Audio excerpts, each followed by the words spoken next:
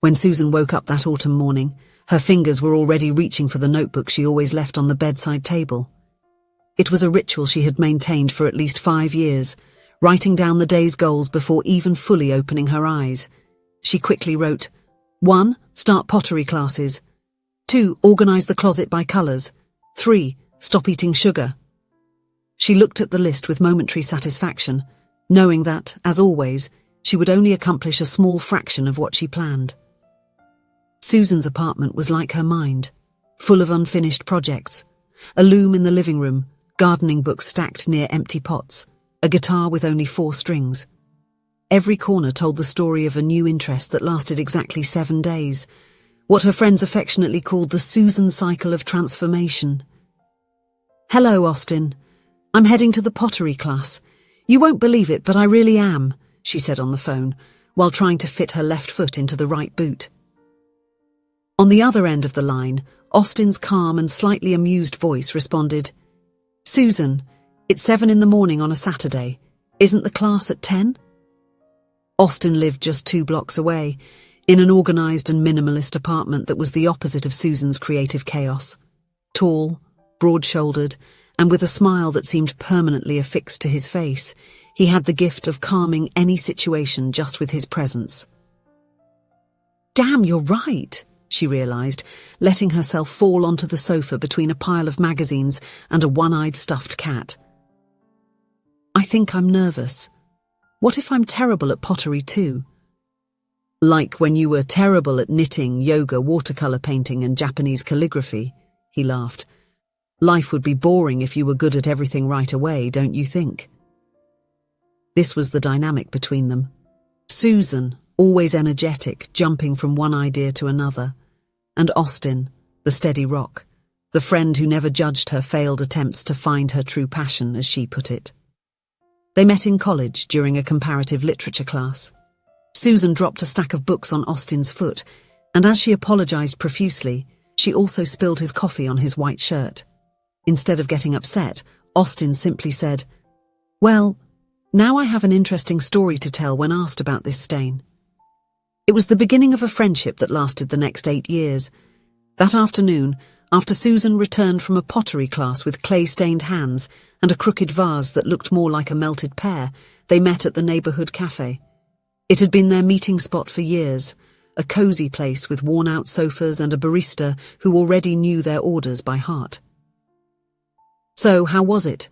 Austin asked, while pushing a cup of hot chocolate with marshmallows towards her. Susan sighed dramatically. I destroyed any hope that the pottery had of being saved by me. The teacher said my vase had personality.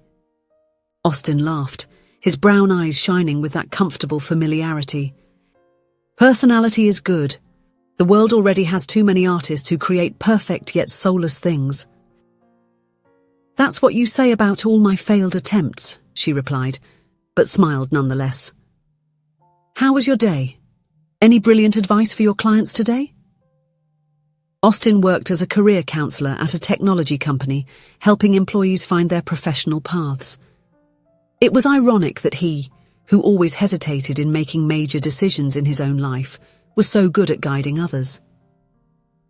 Oh, the usual. I told a guy to follow his dreams and not be afraid to take risks, while I myself have been at the same company for 5 years because I'm afraid of change, he shrugged, with that self-deprecating smile that Susan knew so well. She reached out to grab one of the pastries they were sharing, and their fingers briefly touched. It was a moment like so many others between them, but for some reason this time, Susan felt something different, like a slight tingling that travelled up her arm. She quickly pulled her hand back, confused by her own reaction. Are you okay? Austin asked, always attentive. Yes, of course. I was just thinking, isn't it funny how everyone always thinks we're a couple? The words came out before she could stop them. Austin laughed, but there was something different in his eyes. A slight hesitation, perhaps? People always look for romance where there is only friendship, he replied, taking a sip of his black coffee. I think it's hard for them to believe that a man and a woman can be just friends. Exactly, Susan agreed, perhaps too quickly. It's ridiculous, isn't it? They both laughed, but the sound seemed slightly forced, as if they were playing roles in a play that suddenly seemed less convincing. The weeks passed, and Susan's pottery class was replaced by an analog photography course, which lasted exactly 7 days before she decided that her true calling was in vegan cooking. On a Sunday afternoon, while she was trying to prepare a nut cheese that seemed more like glue than food, Austin showed up at her door with tickets to a jazz festival at the city park. "You're saving me from this culinary disaster," she confessed while washing her sticky hands. The park was filled with people spread out on blankets over the grass, some dancing to the smooth jazz flowing from the small stage set up near the lake. The sky had that orangish hue of late afternoon, and the breeze carried with it the scent of flowers still holding on against the advancing autumn. They found a spot under a large tree with golden leaves, and Austin spread out a blanket he had brought in his backpack. They sat side by side, sharing a bottle of wine and watching the people around them. An elderly couple caught their attention. They danced slowly, as if the world around them didn't exist, moving in perfect harmony. "Look at how they look at each other," Susan commented, feeling a strange melancholy. "As if they know exactly where they are, even when they are lost." Austin was silent for a moment, his eyes fixed on the couple. Then, without looking away, he said in a low voice, "Have you ever stopped to think that I would choose you in any version of my life?" Susan's heart seemed to stop for a moment. She turned to face him, expecting to see the playful smile that always accompanied his jokes. But Austin's face was serious, almost vulnerable. Not knowing how to react, she did what she always did when she felt insecure. She laughed. "Of course, because who else would put up with your bad jokes?" Austin smiled faintly and looked away, returning to watch the couple dancing. Yes, who else? The rest of the afternoon passed in a kind of limbo. They talked about trivial matters, laughed at the same things as always, but there was something suspended in the air between them, like an unasked question. 3 days later, Susan's phone rang at 2 in the morning. It was Austin's mother, Elizabeth, with a trembling voice. "Susan, dear, it's Austin. He slipped in the bathroom and hit his head.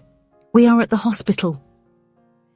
Susan's world seemed to slow down as she ran through the white, antiseptic corridors of the hospital. She found Elizabeth in the waiting room, who hugged her tightly.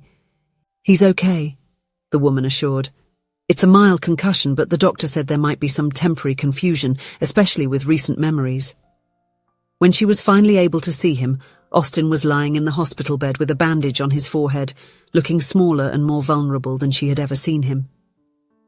"Hey, Klutz," he joked when he saw her, his voice a little hoarse. "It seems like I've caught your accident-prone habit." Susan tried to smile, but her eyes filled with tears. "You really gave me a scare. It was just a silly slip. Apparently bare feet on a wet floor aren't a good combination." He tried to shrug, but grimaced with pain. In the following hours, while the doctors conducted tests and explained the necessary care, Susan noticed that Austin seemed confused about recent events. He remembered college, work, and old stories they shared perfectly, but the past few days were hazy in his memory. And then she realized he did not remember the jazz festival. He did not remember saying those words that turned her world upside down. "Do you remember the last time we saw each other?" she asked casually, while helping him get ready for discharge the next day. Austin frowned, concentrating. "At the cafe, right? You had just come out of your pottery class." Susan's heart tightened. The jazz festival had been days after that. He really didn't remember. In the weeks that followed, life resumed its normal pace.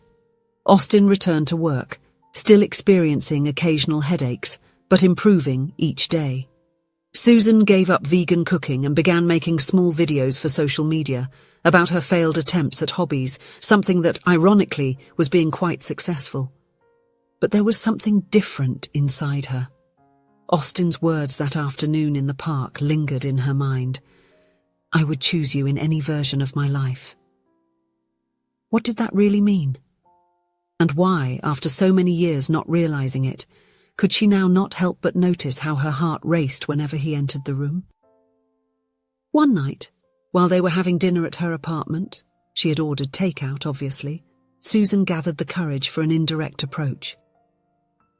Austin, do you believe that people who have been friends for a long time can, develop other feelings? He paused with the chopsticks halfway to his mouth, looking at her with curiosity. Is this about that series you are watching? No, I'm talking, hypothetically, in real life. Austin set the chopsticks aside, thoughtful. I think so. Sometimes the people closest to us are the ones we can't see clearly precisely because they're so close. And you... She hesitated, her heart pounding so hard she was sure he could hear it. Have you ever felt that? For someone close? There was a brief moment when time seemed to suspend. Austin looked at her with an intensity she rarely saw in him. Maybe I have, he finally replied with a gentle voice. But what about you? Susan felt her face burn. This was not the direction she expected the conversation to take. Me? Well, It's complicated. Complicated how? How to forget something important someone told you, she murmured, more to herself than to him. Austin tilted his head, confused. Did I forget something important? And there she was, standing at a crossroads. She could tell him the truth, that he had practically confessed his feelings and then forgotten everything because of a silly accident, or she could leave the past behind and move on, perhaps allowing the feelings to develop naturally once more. But Susan wouldn't be Susan if she chose the simplest path. I've got an idea, she said, standing up suddenly. Let's revisit all the places we've been to in the last few weeks. Maybe it'll help your memory. Austin laughed, a little confused by the abrupt change. Okay. Why not? It's not like I have better plans. In the following days, Susan took him back to the cafe where they regularly met, to the pottery shop where he had taken classes, and finally, to the park where the jazz festival had taken place. There was no music now, just the sound of the dry leaves under their feet as they walked to the same spot where they had sat that day. Does anything seem familiar? She asked hopefully, watching his face. Austin looked around, taking a deep breath of the fresh park air. The whole park seems familiar, but I can't remember us coming here recently, he admitted, looking genuinely frustrated with himself. Susan felt a pang of disappointment. Maybe it was better to give up. Maybe those words had been just a fleeting moment, a temporary emotion that wasn't meant to last. They sat on a nearby bench watching the sunset paint the sky in shades of pink and orange. A comfortable silence settled between them, as it had so many times before. You know what's funny? Austin said suddenly. I don't remember coming here with you recently, but I have this feeling like there's something important I should say to you. Susan's heart skipped a beat. As what? He smiled, that smile that always made her feel like everything would be okay. I don't know exactly. But since the accident, I've been thinking a lot. About us. About how you are the first person I want to call when something good happens, or when I need comfort. About how, even after all these years, I never tire of your company. He paused, looking at his own hands. Maybe I'm being silly, but I think I've fallen in love with you. Again. Again, Susan repeated, her heart now beating so fast she could barely breathe. Austin seemed surprised by his own choice of words. I don't know why I said that. Again. It's strange, isn't it? As if I had realized it before and then forgotten. Tears began to form in Susan's eyes. Not from sadness, but from an overwhelming joy mixed with a sense of relief so profound it seemed to drain all the accumulated tension from her body. Isn't it strange? She said softly. You said something to me, right here in this park, before your accident. You said you would choose me in any version of your life. Austin's eyes widened with the surprise of recognition. Did I say that? He asked, looking amazed. It sounds exactly how I feel. And then you slipped in the bathroom and forgot everything, she continued, laughing through her tears. Which is pretty typical of us, don't you think? We had our perfect romantic movie moment, and you immediately hit your head and lost your memory. Austin started to laugh too, that deep, genuine laugh that always made Susan feel at home. Wait, so you're saying that? You feel the same? He asked, a rare vulnerability in his usually confident voice. In response, Susan did something she had imagined thousands of times over the past few days.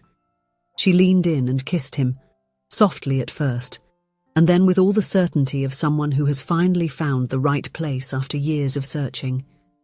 When they parted, both were smiling like two children who had just discovered the greatest secret of the universe. I think we should rewrite that list of pros and cons we made in college about dating friends, Austin suggested, intertwining his fingers with hers. I'll make a new list tomorrow, Susan promised. And this time, I can guarantee it's a project I won't abandon after a week. As they walked hand in hand out of the park, Susan thought about all the coincidences and little moments that had brought them there. How true love didn't depend on perfect memories or grand moments. It simply found its way, like water naturally flowing to where it always belonged. And for the first time in years, she didn't feel the need to search for something new.